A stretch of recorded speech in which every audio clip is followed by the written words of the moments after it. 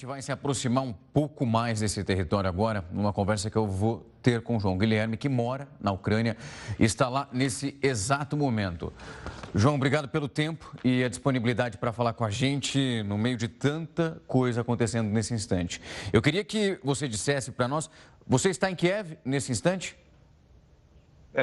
Bom dia, gostaria de desejar uma boa tarde a todos.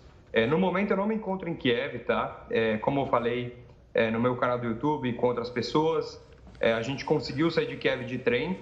Agora eu me encontro em Lviv, que é uma outra cidade ucraniana, só que é mais próxima da fronteira com a Polônia.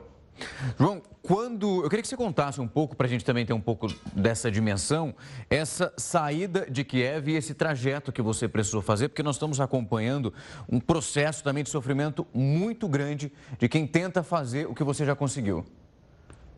Tá. Eu tive o privilégio gigantesco de ter um contato, certo, no parlamento ucraniano.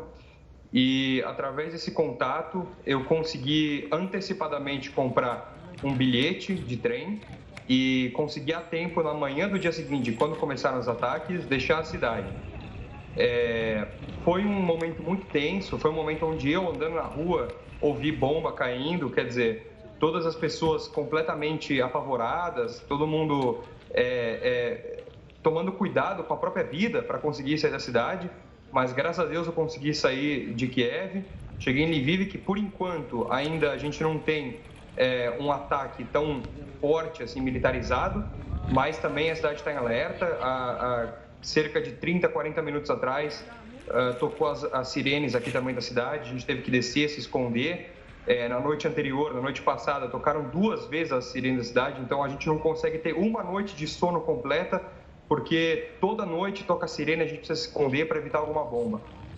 João, agora que você permanece em Lviv, eu queria saber se há também esse movimento de saída da onde você está. Você tem acompanhado, conversando com as pessoas, é claro, na medida do possível. Imagino que vocês estão bem reclusos. Essa tentativa de saída nesse momento, ou vocês esperam, pelo menos aguardam um apaziguamento e vão ficar por aí? A gente tem um plano de saída, os brasileiros tentam sair, muitos brasileiros, infelizmente, ainda estão presos em Kiev, não conseguem sair de lá. As pessoas aqui de Lviv também já têm planos de saída. A saída principal, digamos, a mais usada pelas pessoas daqui é a fronteira com a Polônia, mas a fronteira está gigantesca, cerca de 24 horas ou até mais, 30 horas de fila para poder cruzar a fronteira. Então, ainda é uma coisa muito delicada. Eu tenho uma mulher grávida de 7 meses e eu não posso ficar com ela parada 30, 35 horas numa fila de carro, né? João, a gente tem mostrado aqui um grupo de brasileiros que permanece, deve ter visto em Kiev, são alguns jogadores que estão lá aguardando essa possibilidade de retirada e há uma necessidade imensa, eles já começam a contabilizar os suprimentos que são básicos, como água, alimentação. A sua situação nesse momento em Lviv é mais confortável? Sim, a minha situação em Lviv é mais confortável. Como inclusive eu gravei, tem na internet o meu vídeo, começam a faltar, dar sinais de escassez nas lojas, mas ainda a gente tem um bom abastecimento, porque, como eu disse, aqui, Lviv, ainda não está sobre um cerco geral russo, então a gente ainda tem acesso a suprimentos que vêm da Europa, coisa do tipo. Já a situação de Kiev é um pouco diferente. Kiev, que é a cidade onde eu moro, mas infelizmente tive que deixar, né? A situação lá é mais complicada porque o ataque russo é mais concentrado em Kiev. Então, o acesso a suprimentos em Kiev é muito mais difícil do que aqui onde eu estou. João, em relação a... Você está contando para nós que a situação realmente ela é considerada, de alguma maneira, mais suave em relação ao que as pessoas estão sofrendo. Ainda é conflituosa, mas um pouco melhor, olhando esses dois cenários. Quando você precisa circular pela cidade, você encontra algum tipo de material bélico? Soldados já andam por essa região onde você está nesse momento? Uma coisa que eu gostaria, inclusive, de compartilhar com vocês é que aqui a cidade onde eu estou, que ele vive, ela é como se fosse a capital do sentimento patriota da Ucrânia. É a cidade da Ucrânia onde se fala mais o idioma ucraniano, onde se tem mais aquele sentimento de pertencimento ao país, à cultura do país, à cultura local. Então, o que você vê aqui na rua, muito mais do que soldados, que você vê muitos, inclusive, você vê uma presença militar muito forte aqui. A nossa cidade, no momento, ela se encontra em um tipo de lockdown. Os acessos toda a cidade estão fechados, com controle do Exército, verificando quem entra, quem sai. Mas o que você vê muito aqui é uma própria organização civil, uma organização da população, das pessoas que moram aqui na cidade, nos bairros. Todos saem para se encontrar e discutir, olha, agora a gente vai patrulhar, mas por conta própria. Os próprios moradores daqui saem para as ruas para verificar a região toda, verificar se tem alguma atividade militar diferente, se tem alguma coisa fora do comum acontecendo. E então essa é a situação atual daqui da cidade onde eu estou.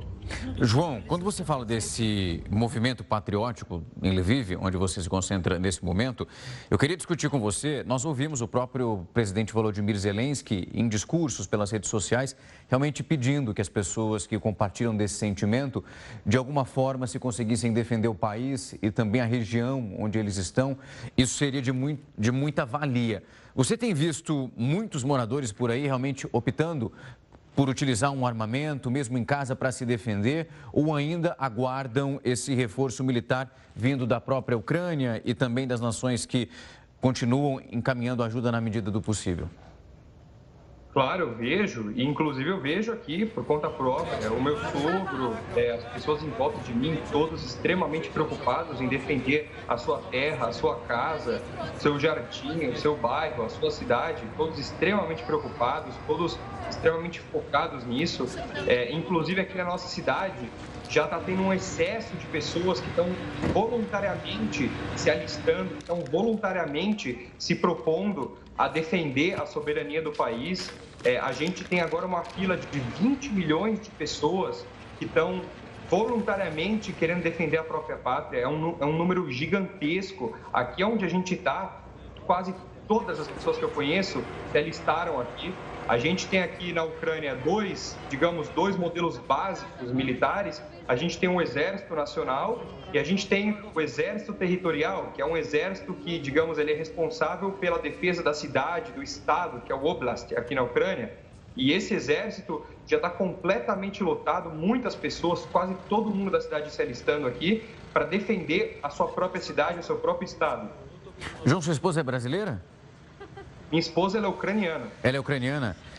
Como que ela tem enxergado o que está acontecendo? Nós conversamos com algumas pessoas e é bom que a gente vai compartilhando com quem está nos vendo nesse instante, como que essa divisão ali de sentimentos em relação à posição da Rússia que é imposta à Ucrânia. Nessa conversa que você tem com ela, há realmente também uma discordância. Ela acredita que também aconteça uma falta de respeito em relação à soberania do país? Não, com certeza absoluta. O que a gente vê, inclusive quase todas as pessoas que eu conheço aqui vêm, a minha mulher e as pessoas que eu conheço aqui, a gente nota que o cidadão comum russo, a pessoa normal russa, ela não é a favor dessa guerra, ela é contra essa guerra. A gente vê em Moscou 1.600 pessoas presas porque fizeram um protesto contra a guerra. Quer dizer, a Rússia vive nessa ditadura, nesse totalitarismo que controla as pessoas e proíbe as pessoas de manifestarem opiniões contrárias ao governo. A gente vê inúmeros soldados russos que foram presos aqui na Ucrânia, presos militares que estão aqui, de tanques, unidades militares que foram derrotadas pelas defesas ucranianas. Jovens russos que até eu sinto pena, de 17, 18 anos, que dizem, olha, a gente estava no colégio militar russo, lá na Rússia, nos tiraram do colégio dizendo que a gente ia realizar algum exercício militar, como é comum em qualquer escola militar do mundo, no Brasil, nas Agulhas Negras, colégio naval, EPICAR, qualquer lugar. O exercício militar, exercício de campo, eles disseram que a gente ia fazer um exercício militar e quando a gente viu, a gente estava no meio da Ucrânia, sem suprimento, sem alimento, sem combustível. E assim, essa é a realidade deles também, quer dizer, é uma vontade de um governo, de uma classe política de invadir a Ucrânia, mas o cidadão normal russo, ele não é a favor disso, ele é contra isso, e a gente percebe isso daqui. João, a gente também está acompanhando um movimento de sofrimento muito grande das famílias, porque foi solicitado que homens de 18 até 60 anos, nesse momento, permanecessem no país, e há esse movimento das mulheres e as crianças Elas deixando as regiões que são ali, que foram já definidas como um alvo pelo governo russo. Você tem acompanhado esse movimento de sofrimento? Conhece alguém, algum marido que tenha ficado para trás, enfim, onde a família precisou partir? Ou onde você está nesse momento? Isso, pelo menos, ainda não aconteceu. As famílias estão optando por ficar completas. Não, claro que eu conheço. Quer dizer, muitas pessoas aqui em volta estão optando por deixar a Ucrânia pela segurança das mulheres, dos filhos, mas os pais, os maridos, os filhos, os netos estão ficando aqui para defender o país. Inclusive, o meu sogro, ele está listado na defesa territorial, ele vai ficar aqui. E a gente vê isso de uma maneira generalizada. É uma questão não só de defesa da sua casa, da sua família, da sua vida, mas é uma questão histórica. A gente não pode deixar de lembrar que na década de 30, não faz muito tempo, a Rússia matou 15 milhões de ucranianos de fome por inanição. Cortou completamente o suprimento de comida, invadiu a casa dos ucranianos, retirou a comida das casas dos ucranianos e 15 milhões de ucranianos morreram de fome.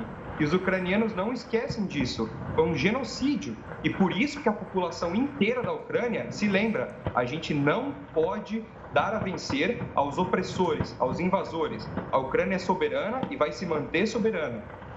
João, para a gente finalizar, nós temos, é difícil de mencionar, você está trazendo um panorama que traz exatamente esse sentimento que nós vimos outras pessoas expressando, e você vem numa escalada de medos. Você me contou que a sua esposa está grávida, e a pergunta que eu te faço nesse instante: qual é o seu maior medo nesse momento de tanta incerteza em território ucraniano?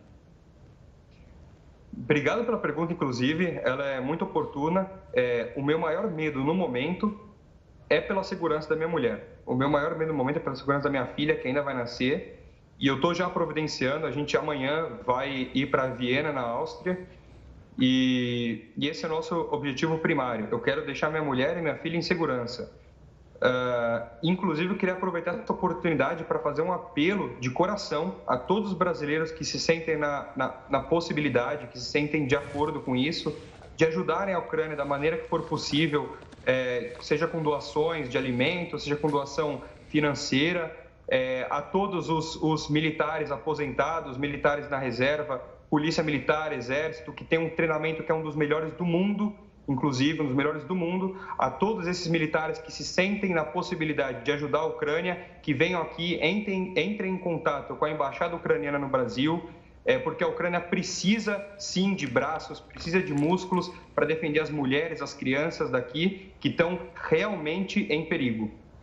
Bom, João, daqui a gente continua desejando o melhor para vocês, que toda a sua família e também todas as outras que nesse momento estão nesse movimento de tanta aflição e de tentativa de encontrar um lugar seguro, vocês consigam esse objetivo e para que esse conflito cesse da melhor maneira possível, termine e que a gente não veja as cenas que nós estamos vendo aí nos últimos dias.